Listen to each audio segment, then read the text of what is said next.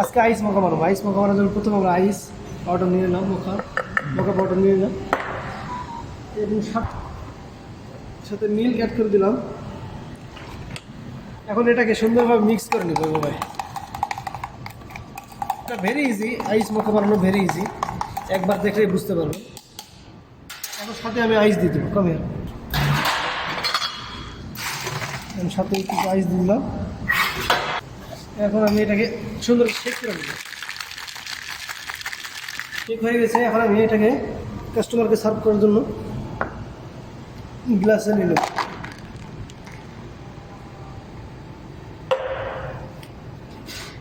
এবং সাথে আমরা অ্যাড করে দেবো এসপ্রেসো। হয়ে গেল আইস মকা।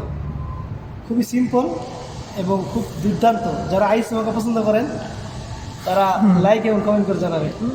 খেতে খুব সুস্বাদু। থ্যাংক ইউ, ধন্যবাদ।